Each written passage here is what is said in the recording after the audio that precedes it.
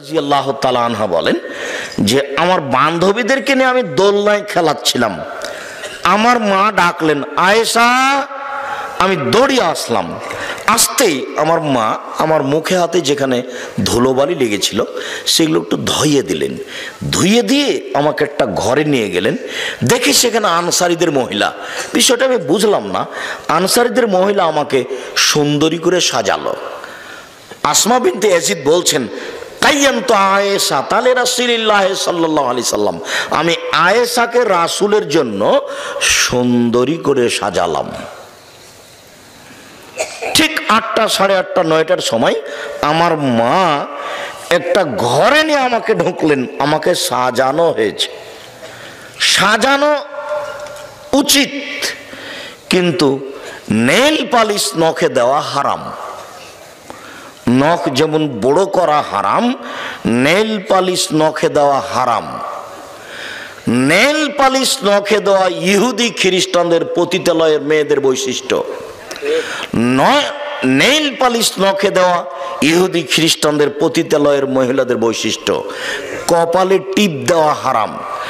হিন্দু মেয়েকে বিবাহ করার 10টি পদ্ধতি আছে, তার একটি পদ্ধতি হচ্ছে রাক্ষসী বিবাহ। মেয়ের বাপ বিবাহ দিবে না, ছেলে জোর করে বিবাহ করবে।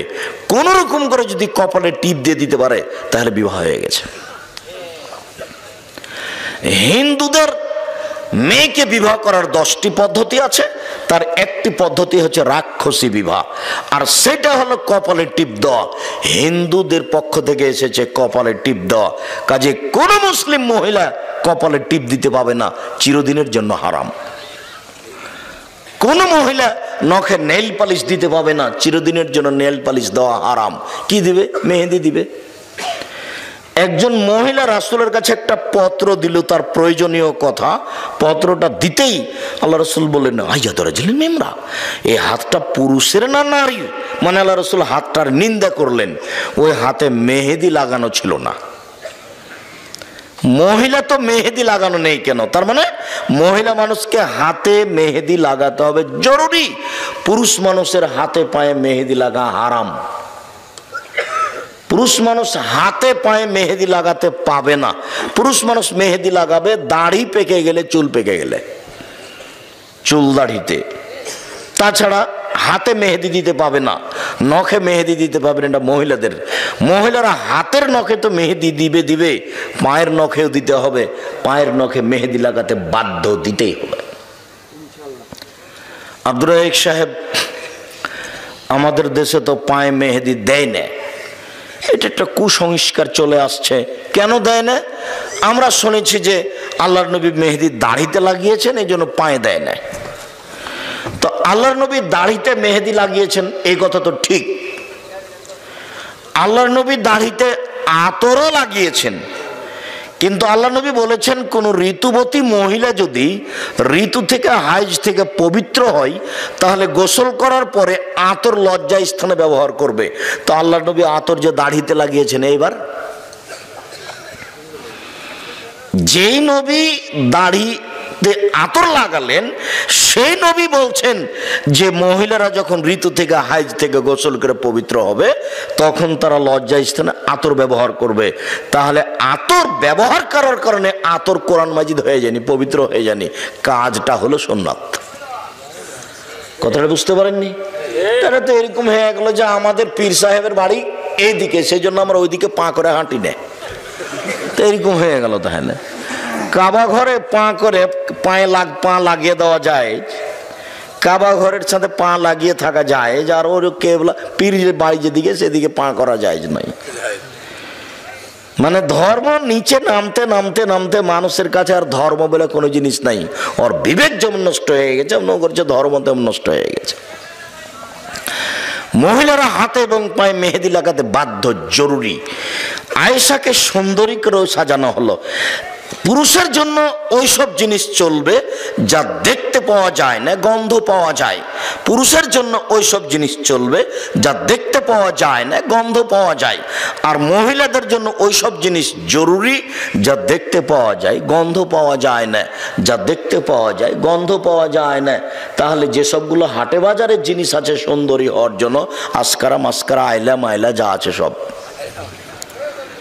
কিন্তু আপনার ওই নেইল পালিশ এখনই না করলাম, আর আরেকটা জিনিস আছে যে ওরা সুন্দরী হয়ে সাজার জন্য ওই ভুরু তুলতে পাবে না। ভুরু প্লাক করা হারাম, এটা তোলা হারাম, আল্লাহ রাসূল নাকচ করেছে। দাঁতকে ছিলে চিকন করা হারাম। উঁচু স্যান্ডেল পরে নিজেকে লম্বা মেয়ে দেখানো হারাম। ব্রেসিয়ার পরে নিজেকে কম বয়সের মেয়ে দেখানো হারাম। সে নিজের সুবিধার জন্য ব্রেসিয়ার পরবে সেটা ভিন্ন কথা, কিন্তু প্রতারণামূলক পরবে সেটা নিষেধ। যেসব জিনিস তার মুখে হাতে লাগালে তার রূপ চেহারা বাড়বে তা ব্যবহার করতে পারে, কোনো সমস্যা নেই। উল্লেখ্য যে বিউটি পার্লারে কোনো মহিলা ঢুকতে পাবে না। ওখানে ওই মহিলার সামনে মাথায় কাপড় ফেলে মাথার চুল সাজ করবে আর সাজগোজ করবে, এটা হারাম। কোন মহিলার সামনে এভাবে নিজের শরীর থেকে কাপড় সরিয়ে, মাথা থেকে কাপড় সরিয়ে সাজগোজ করবে, এটা হারাম। কোনো মহিলার সামনে পারে না। অতএব বিউটি পার্লারে কোনো মহিলা ঢুকতে পাবে না। বিউটি পার্লারে মহিলাদের জন্য ঢোকা চিরদিনের জন্য হারাম। হ্যাঁ, বিউটি পার্লারের মা আছে কেউ নেই, বুঝা গেল না? তখনও কি না যায়? না, তা নয়। আব্দুর রাজ্জাক সাহেব বলেছেন যে মহিলাদেরকে সালোয়ার কামিজ মেক্সি চাদর পরতে হবে, শাড়ি নয়। শাড়ি যদি পরে তাহলে 2 ছাঁটের ব্লাউজ পরতে হবে। 2 ছাঁটের ব্লাউজ মানে যার হাত আছে কবজি পর্যন্ত, নিচের দিক কোমরের নিচে চলে যাবে, 1 থেকে 1.5 গজ কাপড়ের ব্লাউজ বানাতে হবে। তো আমি কথা বলেছি, কথা ঠিক। তো আমি কি বলেছি যে আপনার স্ত্রীর ছোট ব্লাউজ পরা নিষেধ? তা আমি বলিনি। আমি বলেছি যেখানে তার দেবর ভাসুর আছে, গ্রামবাসী যায়, সেখানে ছোট ব্লাউজ হারাম। যেখানে তার দেবর নেই, ভাসুর নেই, গ্রামবাসী নেই, সেখানে ছোট ব্লাউজ কেন? ব্রেসিয়ার পরে থাক। ব্রেসিয়ার কেন? এমনিতেই থাক না কেন কাপড় ছাড়া, সেটা তার পারিবারিক ব্যাপার। আপনার পরিবারের সাথে আমি কোনো হস্তক্ষেপ করতে আসিনি, আপনি আপনার মতো থাকেন। আমি বলছি যে যে বাড়িতে তার দেবর ভাসুর আছে সেই বাড়িতে একজন মহিলা ছোট ব্লাউজ পরে থাকতে পারে না। যদি থাকে তাহলে তার স্বামী দায়ুষ। তার স্বামী এখন তাহাজ্জুদ পড়ে জান্নাত কিনতে পারবে না। শরীয়ত বিধান এইভাবে করা আছে। মহান আল্লাহ বলেন, ইয়া আইয়ুহাল্লাযীনা আমানু কু আনফুসাকুম ওয়া আহলিকুম নারা। পৃথিবীর মানুষ, তোমরা তোমাদেরকে জাহান্নাম থেকে বাঁচাও আর তোমাদের পরিবারকে জাহান্নাম থেকে বাঁচাও। অত্র আয়াতে বোঝা যায় যে পরিবারের মালিক তার পরিবারকে জাহান্নাম থেকে বাঁচাতে পারে। পরিবারের মালিকের হাতে আল্লাহ জিম্মেদারি দিয়ে দিয়েছেন যে তুমি তোমার পরিবারকে জাহান্নাম থেকে বাঁচাও। এই ছেলে, দয়া করে মধ্যে থেকে কোনো বাচ্চা যেন না উঠে, এ ব্যাপারে আপনারা খেয়াল করে থাকবেন। আমি আপনার বিরক্তির আগেই বক্তব্য শেষ করবো ইনশাল্লাহ। আমি অত কোরআন হাদিস জানি না যে আব্দুল্লাহ বিন ফজল রাহিমের মতো ফজরের আজান পর্যন্ত বক্তব্য দিব। আমার অত জানাও নেই, আমি অত পারিও না। 1-1.5 ঘন্টা, খুব বললে 2 ঘন্টা। কাজে আপনাকে আমি একটু ধৈর্য ধারণ করে বসে থেকে আলোচনা শোনার জন্য অনুরোধ জানাই। আমি আপনার কিছু না কিছু উপকার করবো ইনশাল্লাহ। আপনার জন্য এসেছি, আর আপনিও যেহেতু এজন্য এসেছেন তাহলে দয়া করে সময়টা লস করিয়েন না। আর এখন কারোর সাথে কথা বলা প্রয়োজন মনে করিয়েন না। কথা একটু পরে বলেন, কথা তো কিছুক্ষণ পরে শেষ হয়ে যাবে এমনিতেই, তখন কথা বলেন। অত্র আয়াতে আল্লাহ যা বললেন তাতে মানুষ তার পরিবারকে জাহান্নাম থেকে বাঁচাতে পারে, মানুষই পরিবারকে জাহান্নাম থেকে বাঁচাতে পারে। এ কথা আমি বলিনি, এ কথা আল্লাহ তাআলা বলছেন। এখন তাহলে পরিবারকে জাহান্নাম থেকে বাঁচাতে হলে কিছু নিয়ম কানুন। তবে প্রথম বাক্যে বলেছেন নিজেকে বাঁচাও। তা আমি নিজেকে বাঁচানোর একটা ছোট্ট হাদিস বলে সামনের দিকে যাই। রাসূল সাল্লাল্লাহু আলাইহি সাল্লামকে জিজ্ঞাসা করা হলো, আল্লাহর নবী, মান্নাজাত, জাহান্নাম থেকে বাঁচার পথ কি, কিভাবে জাহান্নাম থেকে আমরা বাঁচতে পারি? তখন আল্লাহ রাসূল তিনটা কথা বললেন, এই তিনটা আপনি পালন করেন তাহলে আপনি নিজেকে বাঁচাতে পারবেন, পরের বাক্যে আপনার পরিবার। এক, আলজেম লেসানাক, মুখ বন্ধ রাখো, জরুরি প্রয়োজন ছাড়া মুখ খুলবেন না, ভালো কথা ছাড়া মুখ খুলবেন না। নির্বাচন করতে গিয়ে তো মানুষের বদনাম করে জীবনটাকে ধ্বংস করেছে, আর বদনাম ছাড়া চলেও না, যেহেতু তার প্রতিপক্ষ আছে একজন সব সময়, তখন আপনাকে কিছু না কিছু করাই লাগবে, বলতেই হয়। যার জন্য এই পথই যাবেন না। বাপের জমি জায়গা আছে কিছু, আরে কিছু না আছে 10 কাঠা জমি তো আছে, ওখানে বেগুনের চাষ করে খান, এখানে কেন? আসসালামু আলাইকুম জনগণ, আমি যেটা দায়িত্ব নিয়েছিলাম আমার ভুল হয়েছে, আমি গেলাম, আসসালামু আলাইকুম, আপনারা কি করবেন করেন। তার মানে হকের উপরে টিকে থেকে বাপের জমিদারি নষ্ট করে দায়িত্ব পালন করে পরকাল হারাতে রাজি নই, কি দরকার? আর দল পার্টি যখন তখন আরেকজনের বিরুদ্ধে দু কথা না বললে চলে না, একবার বাধ্য বলতে, চাঁপাইনবাবগঞ্জের ভাষাতে ও কেন ওর বাপকে বলতে হবে, মানে টিকে থাকা কঠিন, এটা স্বাভাবিক ব্যাপার। সম্মানিত দিনী ভাই বোন, জাহান্নাম থেকে বেঁচে যাবেন তিনটা কাজ করলে। এক, মুখ বন্ধ রাখেন, ভালো ছড়া মুখে বলবেন না, খুব শক্ত হয়ে থাকবেন। দুই, অলিয়াসাবাইতক, জরুরি প্রয়োজন ছাড়া বাড়ির বাইরে যাবেন না। দোকানে কিছু জিনিস কিনতে গেছেন, 1 কেজি লবণ আর 100 মরিচ, এইটুকু নেওয়ার পরে 1 মিনিট দোকানে দাঁড়াবেন না।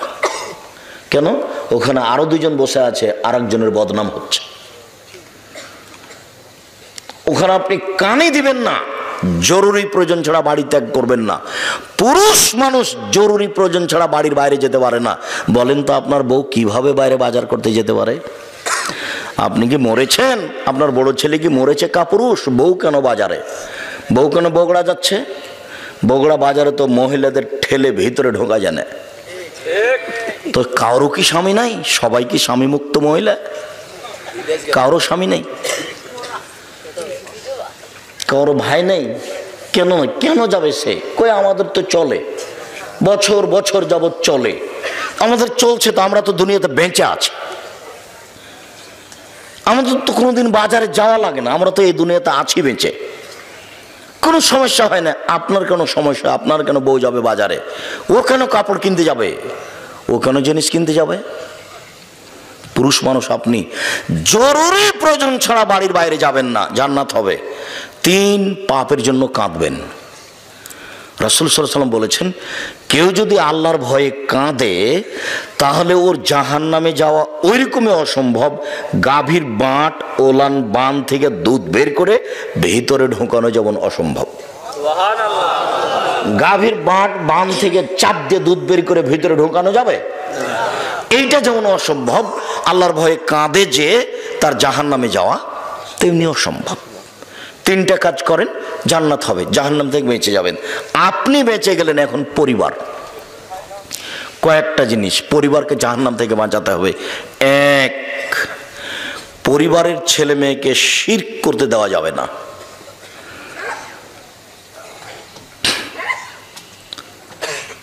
আমি কবি নজরুল ইসলামের মানের হানি করিনি, আমি কবি নজরুল ইসলামের মানের হানি করিনি, আমি ঠাকুরের মানের হানি করেছি, আর কবি নজরুল ইসলামের মানের হানি করেছি। এই জন্য 1000 কোটি টাকার মামলা সুনামগঞ্জ কোর্টে আর 5000 কোটি টাকার মামলা সিলেট কোর্টে। তো আমি নজরুল ইসলামের মানের হানি কি করলাম? আমি বলেছি, নজরুল ইসলাম বলেছেন, মসজিদের পাশে কবর দিও ভাই, কবর থেকে যেন মুয়াজ্জিনের আজান শুনতে পাই, এই গুনাহগার গোর আজাব হতে পাইবে রেহাই। তখন আমি বলেছি, মাওলানা হিসাব নজরুল ইসলাম সাহেব কোরআন হাদিস জানতেন না, জানলে তিনি এই কথা বলতেন না। মসজিদের পাশে কবর কেন? কাবা ঘরের নিচে ঢুকে দিলে 1 পয়সা লাভ হবে না। কর্ম অনুযায়ী বিচার হবে, এ কথাই ঠিক। আমি এই কথা বলাতে নজরুল ইসলামের মানের হানি করেছি বলে আমার বিরুদ্ধে মামলা করা হয়েছে। ঠাকুর তো আপনাকে মানুষই মনে করে না, ঠাকুর আপনাকে পশু মনে করে। যখন আপনি ঢাকা বিশ্ববিদ্যালয় খুলতে গেলেন তখন ঠাকুর বলছে কলকাতা থেকে, ওরা বাংলা ভাষা জানে না, বেটারা বিশ্ববিদ্যালয় বানাবে। বঙ্গভঙ্গের বিরুদ্ধে আপনাদের নিন্দা করে একটা কবিতা লিখেছিল 25 লাইনের, কলিকাতা প্রেস ক্লাবে পড়েছিল। সর্বপ্রথম এই কবিতা পড়েছিল ভদ্রলোক, জাতি যখন বিপদে ঠাকুর তখন বিলাতে। জাতি যখন বিপদে ঠাকুর তখন বিলাতে 25 লাইনের কবিতা বলেছিল। যতবার বলছে ওমা তোমার আকাশ তোমার বাতাস, ততবার বলছে ও কালিমা তোমার আকাশ তোমার বাতাস। কোনোদিন পড়ে দেখেছেন? কোনোদিন বিবেচনা করেছেন? তখন আমি বলেছি তোর বাপের আকাশ। কি তো বুঝতে পারলাম না, আমি নাকি ঠাকুরের নিন্দা করলাম, তাই মামলা করলো। যে না ভুল হিসাব, আমি তা করিনি, আমি নিন্দা করব কেন? আমি বলেছি শরীয়তে এরকম নয়। ছেলে মেয়েকে শিরক থেকে বাঁচাতে হবে। জাহান্নাম থেকে বাঁচালে 1 নম্বর বাপের প্রয়োজন, ছেলে মেয়েকে শিরক থেকে বাঁচানো। লোকমান হাকিম বলছেন, বোনাইয়া ও আমার আদরের ছেলে, লা তুশরিক বিল্লাহ, আব্বু আল্লাহর সাথে শিরক করো না, ইন্না শিরকা লাযুলমুন আযীম, শিরক হচ্ছে সবচেয়ে বড় পাপ। পাপের জগতে সবচেয়ে বড় পাপ হলো শিরক। ছেলে মেয়েকে শিরক মুক্ত করতে হবে। পরিবারকে যেতে দিতে হবে না কবরের কাছে। কবরের কাছে কিছু পাওয়া যাবে না। কবর থেকে কোনো জিনিস কাউকে ছেলে দিতে পারে না। কবরের কাছে মানত মারা যায় না। মহাস্থান কবরে গরু জবাই করা যায় না, ছাগল মুরগি দেওয়া যায় না, সেখানে মানত মারা যায় না। যারা মেনেছে মানবে তারা মুসলমান নয়, তারা খারেজ হয়ে গেছে ইসলাম থেকে, তাদের জান্নাতের কোনো পথ নেই। বিচারের মাঠে আল্লাহ তাআলা আদম সন্তানকে সামনে বলবেন, বিচারের মাঠে আল্লাহ উপস্থিত হবেন। যখন আদমের ছেলে মেয়ে উপস্থিত হবে তখন আল্লাহ বলবেন, ইবনা আদম লাতাইতে নবী করাবের যে খাতায়া সুমা লাকিতা আলাইনা তুশরিফ শায়া লাতিত কবে করাবে মাগফিরা। এ আদমের ছেলে মেয়ে শোনো, আজকে যদি তোমরা আকাশ জমিন পরিমাণ পাপ নিয়ে উপস্থিত হয়ে থাকো, তোমাদের পাপ আর পাপ, আকাশ জমিন একবার পরিপূর্ণ হয়ে আছে পাপে, আমি তোমাদের এই পরিমাণ ক্ষমা নিয়ে উপস্থিত হয়েছি যদি শিরক না থাকে। তোমাদের পাপ যত আমার ক্ষমা তত, তোমাদের পাপ যত আমার ক্ষমা তত, যদি শিরক না থাকে। তোমাদের পাপ যে পরিমাণ আমার ক্ষমা সেই পরিমাণ, তোমাদের পাপ যে পরিমাণ আমার ক্ষমা সেই পরিমাণ, যদি শিরক না থাকে। তো এবার আপনার হুজুরকে বলেন যে আব্দুর রাজ্জাক সাহেব বা আহমদ সাহেব শিরক কোনটা, উনি যদি বলেন যে বাংলাদেশে কোনো শিরক নেই, ভালো কথা। আর যদি বলেন যে শিরক আছে, তাহলে ঠিক তাকে বলতে হবে আমি খাকসার, আমার বুঝে যা আছে তা আমি শিরকের নোট করেছি, বক্তব্যও আছে। এদেশে একটা বই পাওয়া যায়, কে বড় ক্ষতিগ্রস্ত। আমাকে কিনতে বলিয়েন না, যে আপনি লিখেছেন আপনি কিনেন, তাহলে তো আমি আপনার উপকার করতে পারবো না। কে বড় লাভবান বইটা লিখেছি জঙ্গিদের বিরুদ্ধে 2005 সালে, যেদিন সরকার স্বপ্নেও দেখেনি জঙ্গি,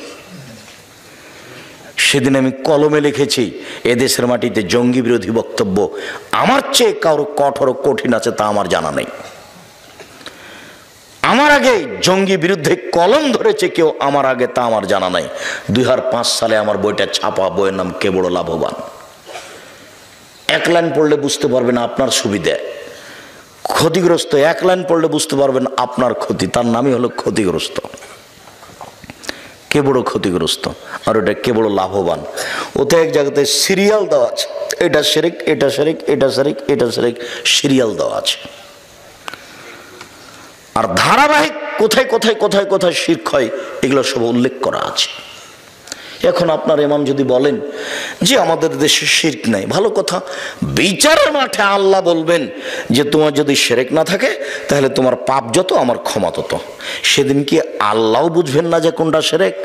নাউজুবিল্লাহ মিন যালিক। ও তো খুব ভালো বুঝবেন, তো সর্বশক্তি মানুষ, সব কিছু গাতা, সব কিছু জানেন, তিনি আলিম, সব কিছু জানেন। ছোট শিরক, আমি কথা বলছি, টিকটিকি টিকটিক করে উঠলো, তা আপনি বললেন হ্যাঁ আপনি ঠিক বলেছেন, ওই যে টিকটিকি বলল, তা আমি ঠিক বলেছি কি না এটা আল্লাহ ভালো জানেন। তো টিকটিকি কিভাবে জানলো? তো আল্লাহর সাথে কাউকে সমান করে দেওয়ার নাম হলো শিরক।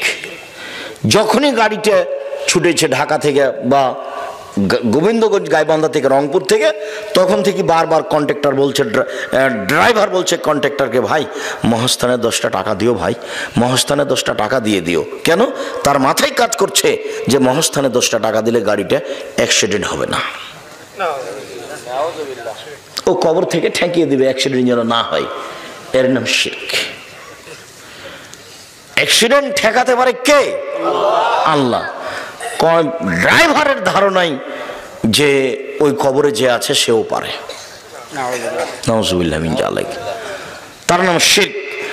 ছেলে মেয়েকে, আহাল পরিবারকে জাহান্নাম থেকে বাঁচাতে হলে বাপ, স্বামী 1 নম্বর কাজ কি করবে বলেন তো?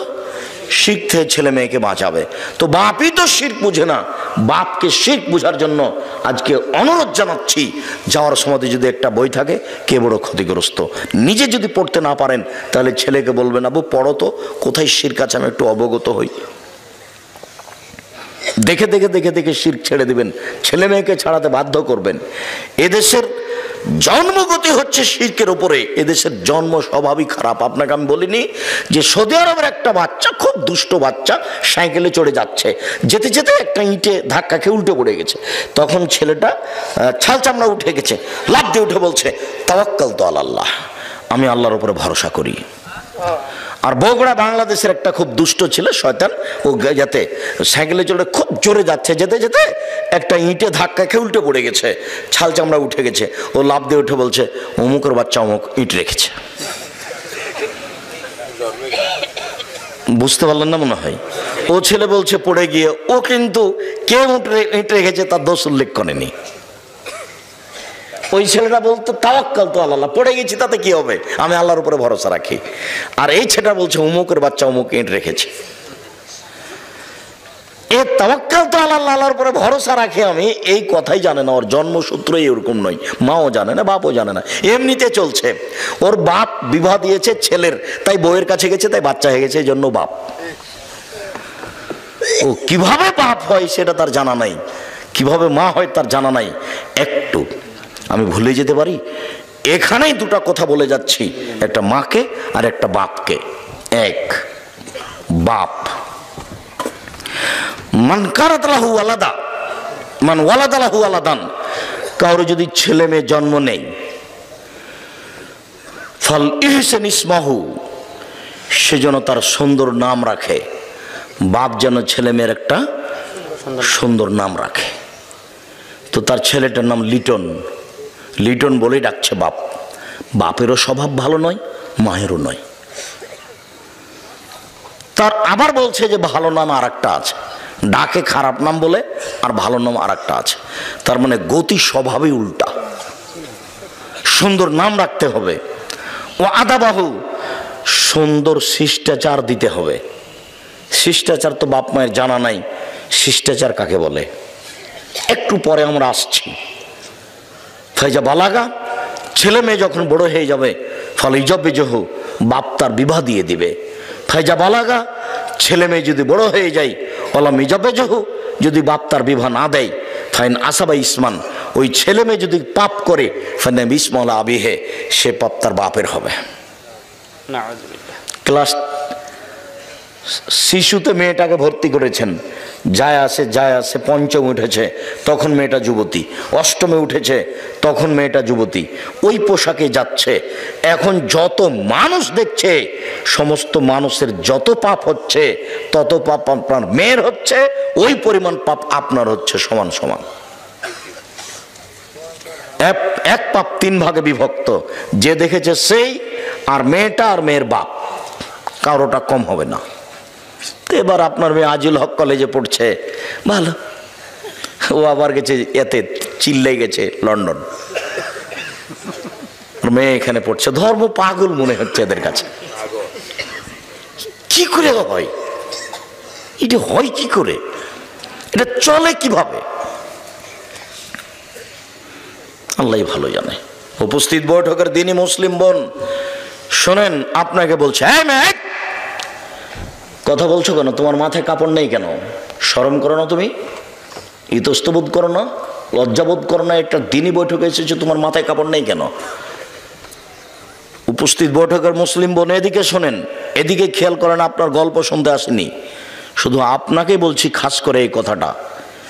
আগেরটা বললাম আপনার স্বামীকে, আপনার স্বামীর উচিত ছিল জন্মের 7ম দিনে আকিকা দিয়ে নাম রাখা। 7 দিনের দিনই আকিকা হতে হবে, 7 দিনের আগে বাচ্চা মারা গেলে আকিকা দিতে হবে না, 7 দিন পার হয়ে গেলে আকিকা দিতে হবে না। আকিকার গোশত বাপ মাই খাবে, অন্যরাকে দেওয়া যায়। আকিকার পশুর কোনো শর্ত নেই, শিষ্টাচার দিতে হবে বাপকে, বাপকেই বলে দিতে হবে, আব্বু আব্বু বাড়িতে যখন ঢুকবা তখন সালাম দিয়ে ঢুকবা, আব্বু এটা শিষ্টাচার, সালাম দিয়ে ঢুকবা। সালাম দিয়ে ঢুকুনি? আর বেটা আমাদের গাভীটা যখন আমরা গোহালে নিয়ে যাই তখন তো সালাম দেয় না, ও যে গরু, ওকেও সালাম দেবে, তো তুমিও দেওনি, তো তুমিও কি গরু? বুঝেও বুঝে না ওরা, অন্তর আছে বুঝে না, দেখেও দেখে না ওরা, চক্ষু আছে দেখে না, শোনেও শোনে না ওরা, কান আছে শোনে না। উলায়েকা কালানাম, তারা পশু প্রাণীর মতো, তারা গরু ছাগলের মতো, তারা কুকুর শ্রীগেলের মতো, ভালো হওয়া যাল বরং তার চেয়ে খারাপ। গরু ছাগল যখন গোহালে যায় তখন সালাম দিতে পারে না, ও সালাম দেওয়ার বস্তু নয়, কিন্তু আপনি দিবেন, আপনিও দিলেন না। আল্লাহ এখন বলছেন তুমি কি গরু ছাগলের মতো হয়ে গেছো? তুমি দিলে না কেন? পরের বাক্যে যে আল্লাহ বলছেন যে কুকুর শ্রীগেলের চেয়ে খারাপ, এইটা কে? এটা তোমার বাপ। আব্দুর রাজ্জাক সাহেব আপনাকে অনেক সম্মান করি, আমার বাপ কুকুর শ্রীগেলের চেয়ে খারাপ এই কথা বলছেন কেন? আপনাকে খুব ভালোবেসে নিয়ে এসেছি, কথা একটু বিবেচনা করে বলেন, নাহলে আমরা খুব কষ্ট পাবো। আমার বাপ কুকুর শ্রীগেলের চেয়ে খারাপ এই কথা বলছেন কেন? আমি তোমার আব্বাকে কুকুর শ্রীগেলের চেয়ে খারাপ বলিনি, তবে তোমার দাদা মরা 10 বছর হলো, এটা বগুড়া নয়? হ্যাঁ, বগুড়ার স্বভাব আমার খুব ভালো জানা আছে। তোমার দাদা মরা 10 বছর হলো, তোমার দাদার জমি জায়গা তোমার বাপ সকালে পাবে আর তোমার ফুফু বিকেলে পাবে, এরকম না? একসাথে একসাথে। তো 10 বছর থেকে তোমার বাপ জমি খাচ্ছে, কই তোমার ফুফুকে তো দেয়নি। তোমার বাপ যদি কুকুর শ্রীগেলের চেয়ে খারাপ না হয় তাহলে খারাপ কে? তুমি আজকে তোমার বাপকে বলে দিও, আব্বা ভাগ্য ছাড়া দুনিয়াতে আসিনি, ভাগ্য নিয়ে এসেছি আব্বা। ভাগ্যে যদি জমিদারি থাকে জমিদারি করেই খাবো, ভাগ্যে যদি ভিক্ষা করা থাকে ভিক্ষা করে খাবো, ফুফুর জমি খাবো না। এই কথা তোমার বাপকে বলিও, সন্ধ্যা হতে তোমার ফুফুকে যেন তোমার বাপ জমি ভাগ করে দেয়, দিতেই হবে, তোমার বাপ দিতে বাধ্য।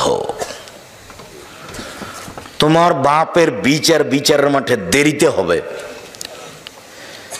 যে জাকাত ওসর দেয়নি, ধানের ওসর দেয়নি, টাকার জাকাত দেয়নি, সেও জালেম, তোমার বাপও জালেম। তো ওসর দিল না তো জালেম কিভাবে? ও ফকিরের টাকা মেরে খেয়েছে, এই জন্য। ওসর যদি কেউ খেয়ে নেয়, না দেয়, তাহলে ধানের ওসর তাহলে কার ধানটা মেরে খেলো? ফকিরের। ও তো ধানটা তো ওর নয়, ওই ধানটা কার? ওটা ফকিরের। তো এটা তোমার বাপ মেরে খেলো, তোমার বাপের বিচার দেরিতে হবে, জালেমের বিচার দেরিতে হবে, তোমার বাপেরও বিচার দেরিতে হবে। তোমার বাপ তোমার ফুফুর জমি মেরে খেয়েছে, আর দেরিতে বিচার মানে বুঝো, বিচারের মাঠে ভালো মানুষের বিচারের সময়সীমা হলো ফরজ সালাতের সমান। ধরে নাও মাগরিব সালাতের 3 রাকাত সালাত, 3 রাকাত, তা আদায় করতে কতক্ষণ লাগবে? 5-7 মিনিট। জোহরের 4 রাকাত সালাত কত সময় লাগবে? 5-10 মিনিট। তাহলে বিচারের মাঠে ভালো মানুষের বিচারের সময়সীমা হলো 5 মিনিট, 7 মিনিট, 10 মিনিট, 1 ওয়াক্ত সালাত আদায় করার সমান। আবার আল্লাহ নবী বলেছেন যে যার বিচার দেরিতে হবে ওর চেয়ে যার বিচার তাড়াতাড়ি হবে ও 500 বছর আগে যাবে। তো এক যদি বিচার হতে 3 দিন দেরি হয় তাহলে তোমার বাপকে ঠেকে থাকতে হচ্ছে 1.5 লক্ষ বছর। অথচ বিচারের মাঠে ভালো মানুষের সময়সীমা কত? 5 মিনিট, 7 মিনিট, 10 মিনিট। মানে মূল কথাটা মনে থাকবে তো? ভালো মানুষের বিচারের সময়সীমা কত বলেন তো? 1 ওয়াক্ত ফরজ সালাত আদায়ের সমান। তা আমরা ফরজ সালাতের একটা সময় ধরলাম যে এরকম হতে পারে। কথা বুঝতে পেরেছেন তো? আল্লাহর নবী ফরজ বিচারের মাঠের সময়সীমাটা কি দিয়ে বুঝিয়েছেন? ফরজ সালাতের সময় দিয়ে বুঝিয়েছেন। আবার বলেছেন যে গরিব মানুষ 500 বছর আগে চলে যাবে ধনী মানুষের। আবার বলেছেন একদিন সমান 50,000 বছর। আবার বলেছেন জালেমের বিচার দেরিতে হবে।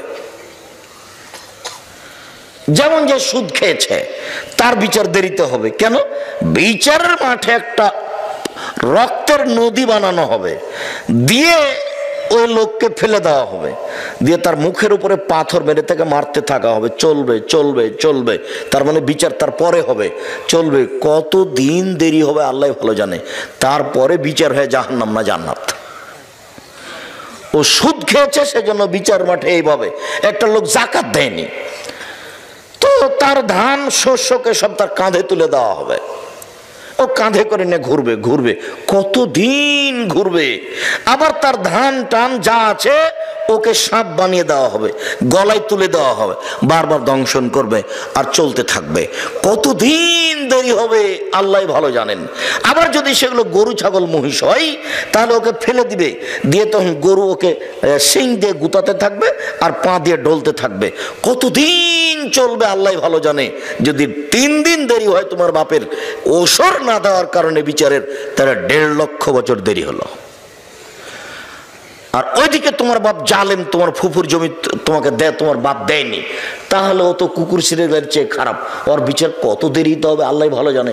তাহাজ্জুদ পড়লেও হবে না। ওইটা ভিন্ন জিনিস, সেটা ভিন্ন জিনিস। ছেলে নাই, শুধু মেয়ে, সেই জন্য বাপে কি করেছে? সবটুকু জমি মেয়েদের নামে লিখে চলে গেছে। ভাতি যারা আছে তাদেরকে দিবে না, মানে ও জাহান্নামে চলে গেছে। তো ঢুকেনি কেন? মরেনি এই জন্য। মরলেই জাহান্নামে যাবে, তার বাঁচার কোনো পথ নাই। কেন? ও জালেম, ও হক নষ্ট করেছে। ভাতিজাদের হককে কি করেছে? নষ্ট করেছে। দেয়নি কেন? বলে ভাতিজাদের সাথে মারামারি আছে সেই জন্য। ভাতিজা যতদিন পর্যন্ত চাচাকে জবে না করেছে ততদিন পর্যন্ত ভাতিজা ভাগ পাবে। এমনি যদি মেরে থেকে গালি দিয়ে থাকে তবু ভাতিজার ভাগ নষ্ট হবে না। গন্ডগোলে ভাতিজার ভাগ নষ্ট হয় না। জোর করে একটা রাগের উপরে কিছু করবেন সেটাই সিদ্ধান্ত, এ কথা ঠিক নয়। সম্মানিত দিনী ভাই বোন, এক, পরিবারকে, ছেলে মেয়েকে শিরক থেকে বাঁচান, তাহলে ওরা জাহান্নাম থেকে বেঁচে যাবে। পরিবার ও পারিবারিক জীবন। 2, অমর আহলাকা বিসসালাত ওয়াসতাবির আলাইহা, নিজে সালাত আদায় করো এবং পরিবার ছেলে মেয়েকে সালাত আদায় করতে বলো, তাহলে পরিবার জাহান্নাম থেকে বেঁচে যাবে। রাসূল সাল্লাল্লাহু আলাইহি সাল্লাম বলেন, মুরু আওলাদাকুম বিসসালাত ওহুম আবনাউ সাবঈ সিনিনা। এই ছেলে, ওটা কি আপনাদের ওই যারা দেখাশোনা করছে তারাই নাকি? জি, যারা স্বেচ্ছাসেবক তোমরা পাহারা দাও, তোমাদেরকে পাহারা দেওয়ার জন্যই বলছি। তোমরা আজকে বক্তব্য শুনিও না। যেদিন তোমাদের গাবতলিতে হামিদপুরে হবে সেদিন বক্তব্য শুনিও। আজকে আমাদের সহযোগিতা করো। আজকে আমাদের সহযোগিতা করাই তোমাদের কাজ। যদি কোনো জায়গাতে দুইজন দাঁড়িয়ে গল্প করে তাহলে তোমরা অযোগ্য ছেলে, তোমাদেরকে ঠিক করা ঠিক হয়নি। এই জন্য রশিদ, হুঁশিয়ার, বুদ্ধিমান, সচেতন ছেলেকে দায়িত্ব দিতে হয় 10 জন 20 জন, যারা সবসময় প্রস্তুত। আপনাকে অনুরোধ জানাচ্ছি, দয়া করে এখানে দাঁড়িয়ে থাকবেন না বা গল্প করবেন না। আপনি মুহূর্তে এখানে থাকতে পাবেন না, আপনি কেটে পড়ুন, আর না হলে আপনি বসে পড়ুন। এরকম হুঁশিয়ার, সচেতন হতে হবে যারা আমাদের সহযোগিতা করবে তাদেরকে। তার মানে এদেশে তো কণ্ঠস্বরে বক্তব্য হয়, মানুষ বাদাম খায় আর ইসব জুলেখার কাহিনী শুনে, মনে করে যে এরই নাম তাফসির মাহফিল। তা আমি তো আর কোনোদিন এভাবে তাফসির মাহফিল করি না, আর তাফসিরের মাহফিল আমি নিজে করিও না, আর ইসব জুলেখার আমি কাহিনী বলি না। আল্লাহে, আল্লাহর কসম, আল্লাহে, আল্লাহর কসম, আমি 90 সাল থেকে নিয়ে এখন পর্যন্ত কোনোদিন অপ্রয়োজনীয় বাক্য বলিনি, আমি কোনোদিন কেচ্ছা কাহিনী বলিনি, আমি কোনোদিন কোনো মাযহাবকে নিন্দা করে কথা বলিনি, আমি কোনোদিন কোনো ব্যক্তিকে নিন্দা করে কথা বলিনি। আমি বলেছি 95% জন বক্তা মিথ্যুক, আমি বলিনি ইনি মিথ্যুক, এ কথা আমি বলিনি। 98% জন মুফাসসির মিথ্যুক, আমি এ কথা বলেছি, তবে আমি বলিনি ইনি মিথ্যুক, এ কথা আমি বলিনি। যদি আপনার মুফাসসিরের ব্যাপারে সন্দেহ হয় যে আব্দুর রাজ্জাক সাহেব আমার মুফাসসিরকে বললেন না কি, তাহলে আপনার মুফাসসিরকে নিয়ে এসেন, আপনার মুফাসসিরের বক্তব্য আমার সামনে চালু করেন, আপনাকে আমি দেখাচ্ছি কোথায় কোথায় ভুল, কোথায় কোথায় ভুল। আর না হলে যদি আপনি পরীক্ষা করতে চান আপনার মুফাসসিরকে, তাহলে এদেশে একটা বাংলা তাফসির পাওয়া যায় ইবনে কাসির, বিশাল। তো আপনাদের মুফাসসির এখানে এসে তাফসির করে গেছেন সূরা রাদ 1 থেকে 10 আয়াত। এবার আপনি ওই বাংলা তাফসির ইবনে কাসির খুলেন, দিয়ে দেখেন তার বক্তব্য, ক্যাসেটটা চালু করেন আর বক্তব্য দেখেন এখানে ইবনে কাসিরে, দেখবেন যে একটাও মিল নেই। কোথা থেকে যে কি করলো, রংপুর, দিনাজপুর, লালমনিরহাট, নীলফামারী, ঢাকা, চিটাগাং, সিলেট, তারপরে বলছে আরো 2 দিন লাগবে। এর নাম তাফসির। আমার চাচাতো ভাই একদিন চাঁপাইনবাবগঞ্জে তাফসির শুনে গেছে, মারা গেছে, আল্লাহ তাকে মাফ করুক। উনি আমাকে বলছেন, আজকে যে তাফসির করলো, এই তাফসির তোরা জানিস না। আচ্ছা ভাই, কি তাফসির করলেন? না না, ওসব তাফসির তোরা জানিস না, একবারে ব্যতিক্রম তাফসির। আচ্ছা কিছু বলবেন তো, সেটা কি? তো বলছে যে শোনো, আদম আলাইহিস সালাম ঘুম থেকে উঠে দেখলেন একজন সুন্দরী মেয়ে পাশে বসে আছেন। তো আদম আলাইহিস সালাম হাত বাড়ালেন, তখন ফেরেশতা বলছেন থামেন। তো আদম আলাইহিস সালাম বলছেন কেন? ফেরেশতা বলছেন মোহর দিতে হবে। তো আদম আলাইহিস সালাম বলছেন মোহর কি? তখন ফেরেশতা বললেন মুহাম্মদ সাল্লাল্লাহু আলাইহি সাল্লামের উপরে 1000 বার দুরূদ পড়ে দিতে হবে। তো 1000 বার দুরূদ পড়ে দিয়ে আদম আলাইহিস সালাম বউ হালাল করলেন। আর আল্লাহ বলছেন যে আমি আদমকে সবকিছু শিখিয়ে দিয়েছি, সব কিছু, দুনিয়াতে যা কিছু আছে, পৃথিবীতে সবচেয়ে বড় পণ্ডিত হলেন আদম আলাইহিস সালাম। আদম আলাইহিস সালামের উপর দিয়ে কোনো শিক্ষিত মানুষ দুনিয়াতে পার হয়নি, কিয়ামত পর্যন্ত কেউ পার হবে না। সব কিছু জানতেন আদম আলাইহিস সালাম। তো যিনি সব কিছু জানতেন, তিনি নিজের বউটা কিভাবে হালাল করতে হবে সেটাই জানতেন না। আপনার মুফাসসির সাহেব আদম আলাইহিস সালামের উপর অপবাদ লাগিয়েছেন, তাকে 80 100 লাঠি, 160 লাঠি পিটানো ছাড়া কোনো পথ নেই। আমরা জীবনে তাফসির শুনিনি মানে? যান বলে দিন আপনার মুফাসসিরকে যে আব্দুর রাজ্জাক বিন ইউসুফ এ কথা বলেছেন।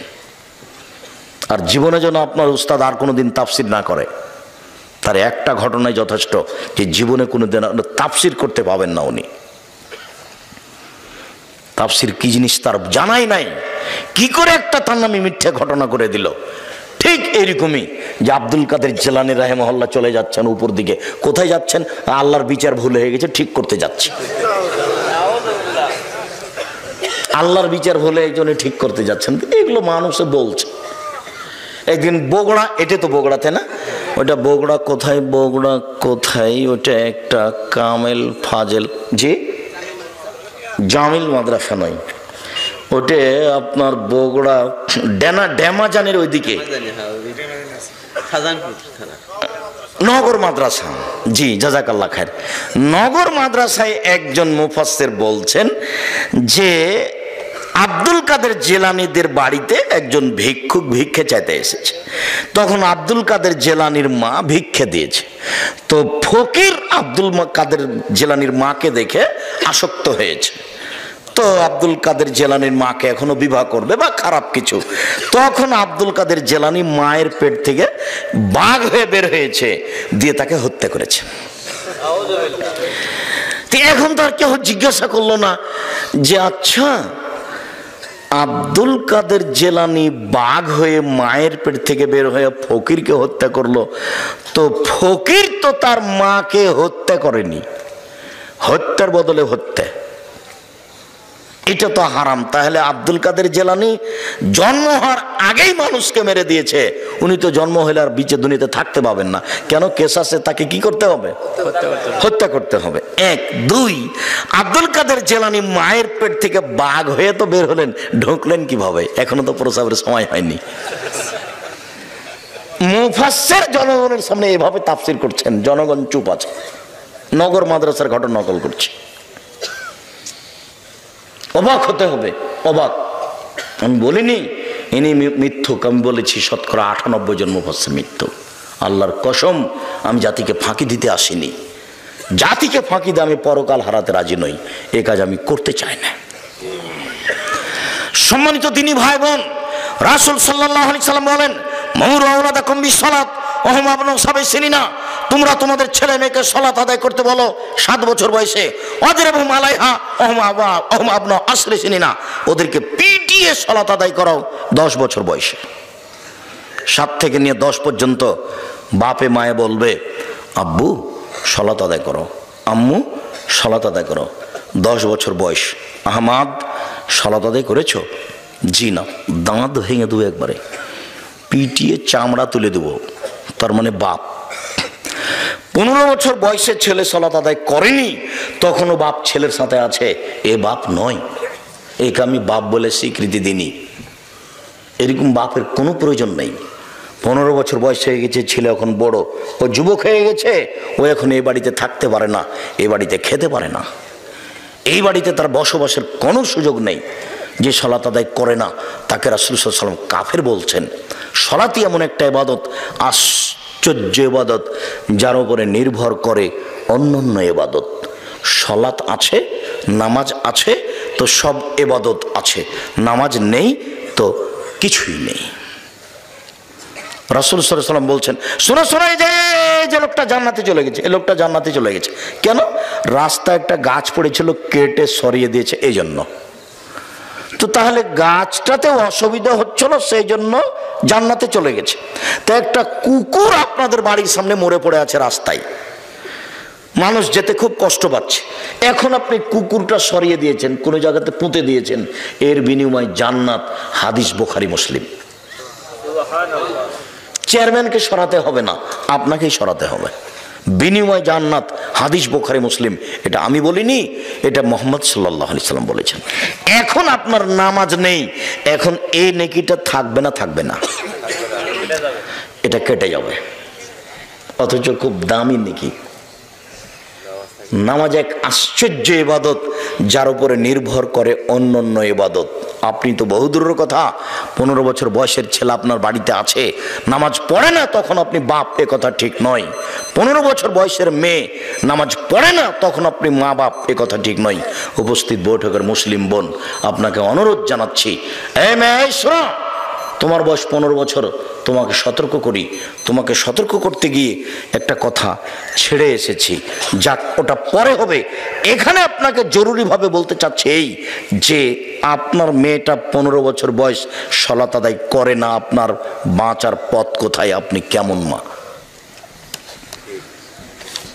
বাধ্য অজু করে সালাত আদায় করতে হয়, পানি নেই, তায়াম্মুম করে করবেন, মাটি নেই, বিনা অজুতে বিনা তায়াম্মুমে সালাত আদায় করবেন।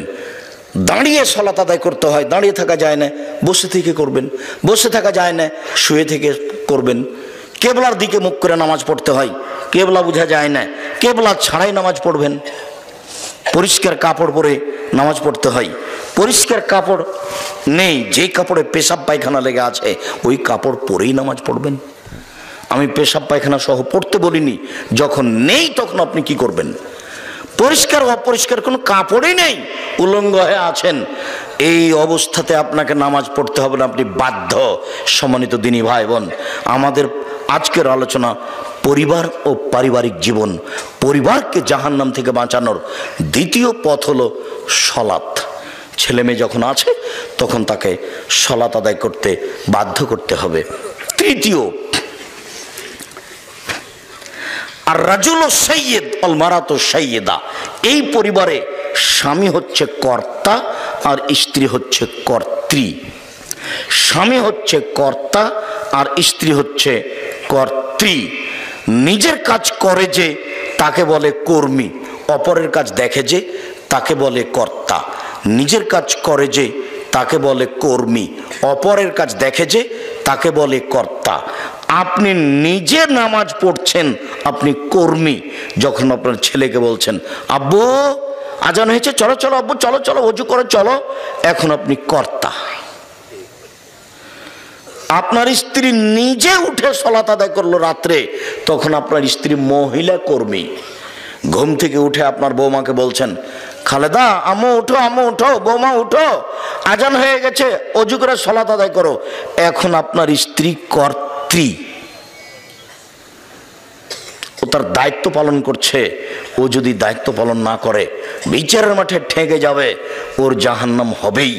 রাসূল সাল্লাল্লাহু আলাইহি ওয়াসাল্লাম বলছেন অল মারাতু রাইয়ে, স্ত্রী বাড়ির বৌমার শাশুড়ি, মেয়ের মা, একে বিচারের মাঠে অক্ষরে অক্ষরে পরিবারের জবাব দিতে হবে। যদি টিকতে না পারে ফলাফল জাহান্নাম, আপনাকে অক্ষরে অক্ষরে জিজ্ঞাসা করা হবে। যদি টিকতে না পারেন ফলাফল জাহান্নাম। এদিকে একটু জরুরি কথা, দায়িত্বশীল হিসাবে পরিবারের উপরে কঠোরতা। এক, আনফিকালা ইয়ালিক মিন তাওলিক, তুমি তোমার ছেলে মেয়েকে উপার্জন করে খাওয়াও। বাপ ছেলে মেয়েকে খাওয়াবে উপার্জন করে, বাপের জমিদারি দিয়ে, আর না হলে চাকরি ব্যবসা করে, আর না হলে দিন মজুরি করে বাপ ছেলে মেয়েকে খাওয়াবে, আর না হলে বাপ ছেলে মেয়েকে খাওয়াবে ভিক্ষা করে। শেষ পর্যন্ত বাপ ছেলে মেয়েকে কি করে খাওয়াবে? ভিক্ষা করে। মেয়ে কেন গার্মেন্টসে গেল? বাপ বেঁচে থাকাকালীন। কথা বুঝাতে পারিনি আমি মনে হয়। বাপ শেষ পর্যন্ত ছেলে মেয়েকে কি করে খাওয়াবে? ভিক্ষা করে। ছেলে মেয়েকে খাওয়ানোর দায়িত্ব কার? বাবার। এ কথা আল্লাহর নবী বলছেন।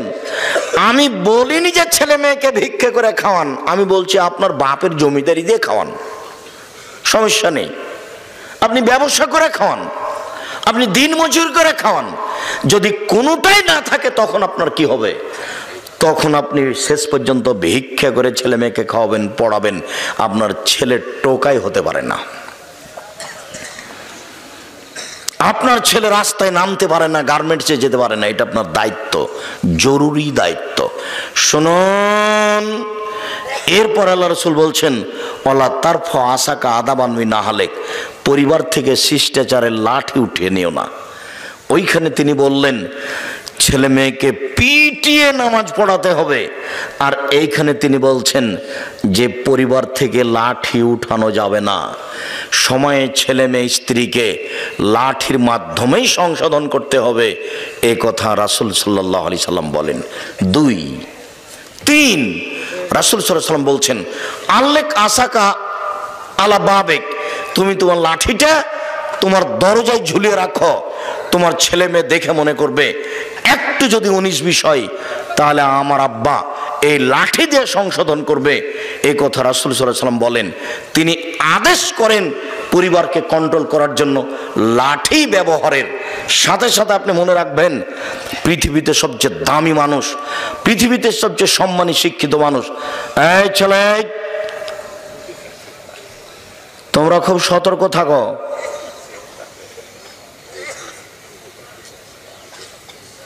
কথা মূল্যায়ন করতে যেন কারো অসুবিধা না হয়।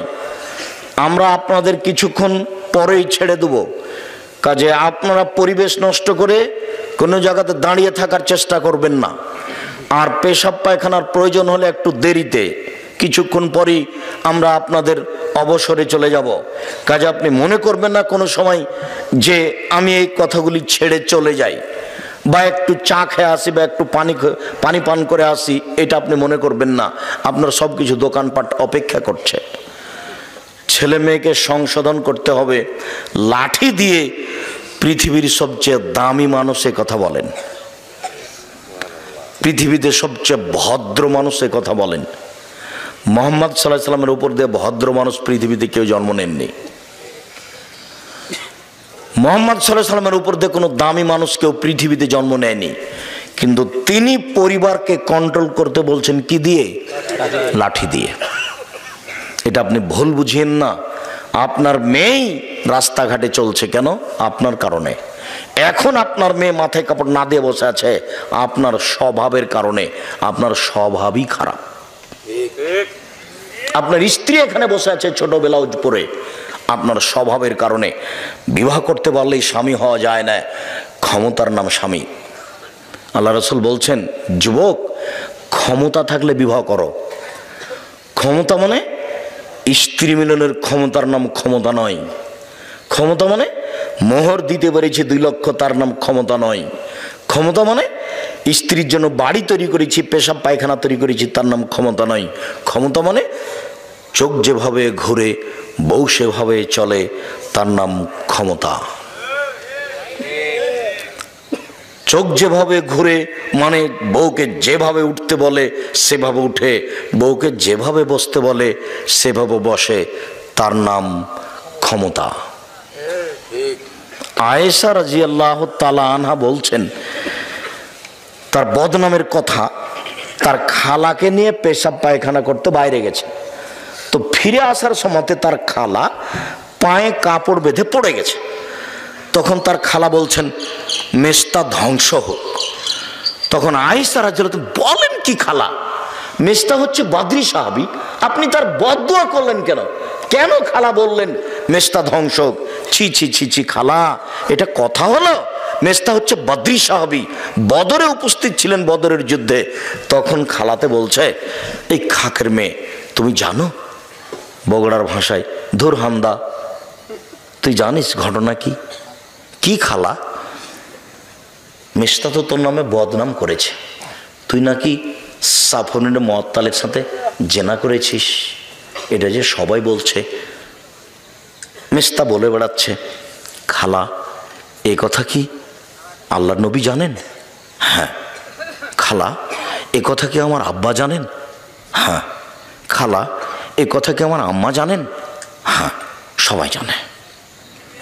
একটু পরে আল্লাহর নবী এসেছেন বাড়িতে। তখন আল্লাহর নবীকে আয়েশা বলছেন, আমি আমার বাপের বাড়ি যেতে অনুমতি চাচ্ছি। বুখারী মুসলিমের হাদিস। আমি বুঝাতে পারিনি কি বলতে চাচ্ছি। আমি বুঝাতে চাচ্ছি যে আয়েশা বাপের বাড়ি যাবে, তাই অনুমতি চাচ্ছে কার কাছে? স্বামীর কাছে। আমি যদি বুঝাতে না পারি তাহলে আমি অক্ষম, জাতিকে বুঝাতে পারলাম না যে ধর্ম কাকে বলে। আপনার স্ত্রী আপনাকে না বলে পা বাইরে ফেলতে পারে না, এই কথা মুহাম্মদ সাল্লাল্লাহু আলাইহি সাল্লাম বলেন। পৃথিবীর সবচেয়ে দামি মহিলা এই জটিল পরিস্থিতিতে স্বামীকে না বলে বাড়ির বাইরে যেতে পারছেন না। বাড়ির বাইরে যাওয়ার কোনো অধিকার নেই। আর একটা ঘটনা দেখবেন, শুধু খালি ওই যে স্বামী কবরস্থানে এখানে দাঁড়িয়ে হাত তুলে দোয়া করছেন, এইটুকু গেছেন বাইরে, তাই মাথায় কাপড় দিয়ে যাচ্ছেন। উনি বলছেন যে দেখলাম আল্লাহর নবী আমার পাশে শুয়ে গেলেন জুতা স্যান্ডেল কাপড় চোপড় রেখে। তারপর তিনি ভাবলেন যে আমি ঘুমিয়ে গেছি, কিন্তু আসলে আমি ভান করে ঘুমিয়ে আছি। আমি আল্লাহর নবীকে দেখবো তিনি যান কোথায়, আমি ঘুমাইনি, আমি ভান করে ঘুমিয়ে আছি। তিনি উঠলেন, জুতা স্যান্ডেল নিলেন, কাপড় নিলেন, ধীরে দরজাটা খুললেন, বাইরে চলে গেলেন। আমিও উঠলাম, কাপড় চোপড় নিলাম, মাথায় কাপড় দিয়ে নিলাম। গভীর রাত, এই 20 হবে, মসজিদে নববী থেকে কবরস্থান পাশে আছে, 20-30 না হয় হলো।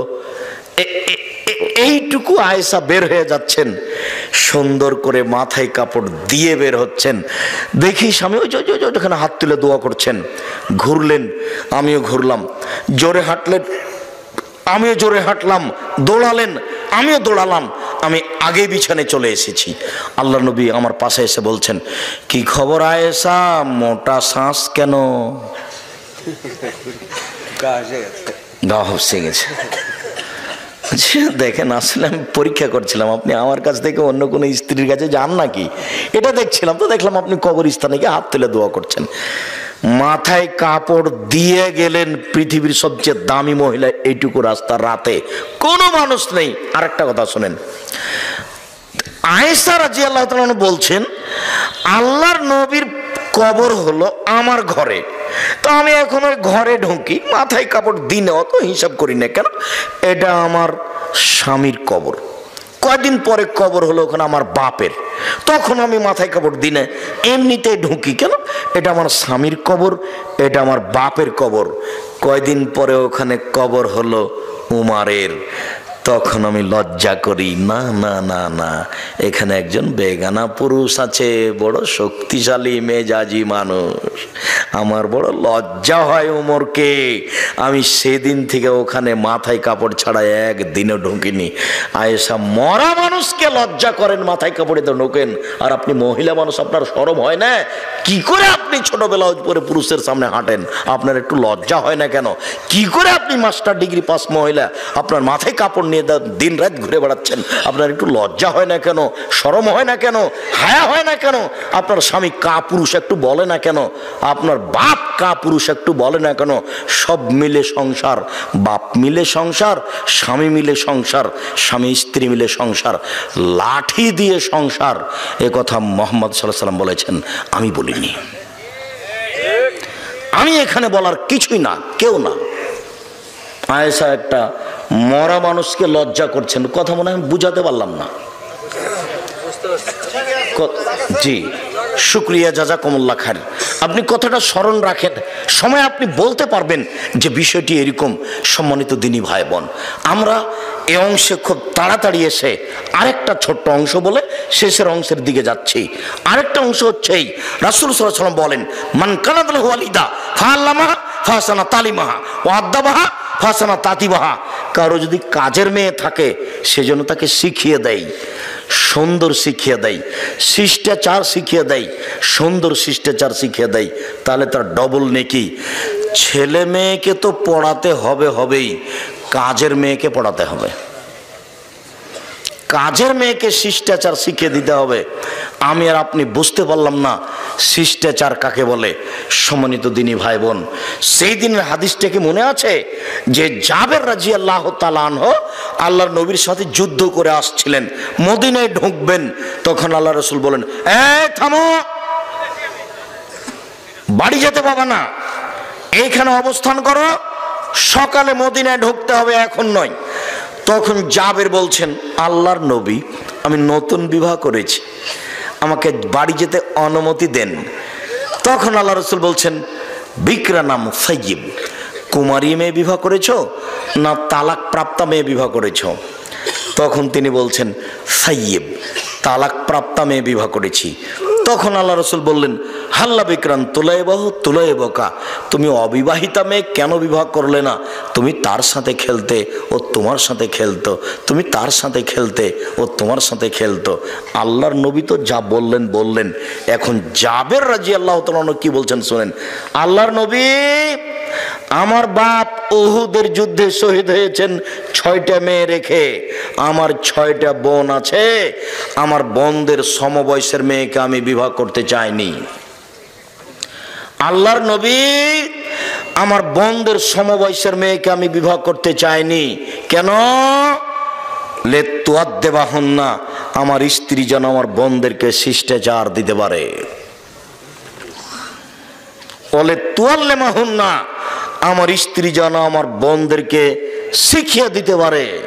3, বলে তুরাজ্জালাহুন্না, আমার স্ত্রী যেন আমার বোনদেরকে বোনদের মাথার চুল চিরুনি করে দিতে পারে। সৌদি আরবে জন্মের 7 দিনের দিন মাথা নেড়ে করা হয়, আর মাথার চুল ছোট করা হয় না, যার জন্য মাকে যত্ন সহকারে মাথার চুল চিরুনি করে দিতে হয়। আমি আমার বোনদের সমবয়সের মেয়ে বিবাহ করিনি 3টি কারণে। এক, শিষ্টাচার। বলো যুবক, তোমার ছোট ভাইয়ের প্যান্টটা টাকনুর নিচে আছে, এটা কোন শিষ্টাচার? বলো যুবক, তোমরা সবাই বাড়িতে ঢুকছো সালাম ছাড়াই, বলো এটা কোন শিষ্টাচার? বলেন আপনার দিনী ভাই, আপনারা সবাই বাড়িতে আছেন, আপনার বাড়িতে চলাফেরা হচ্ছে, সবাই কেউ যখন বিদায় নিচ্ছে তখন টাটা বাই বাই বলে বিদায় দিচ্ছে, সবাই আপনারা বাম হাতে খাচ্ছেন, পান করছেন, এটা কোন শিষ্টাচার? একটুকু কেন আপনাদের শিষ্টাচার বলে একটু শরম হয় না? আপনার বাড়িতে একটা মোবাইল রিং হচ্ছে, অন করে আপনি বললেন হ্যালো, কেন আপনি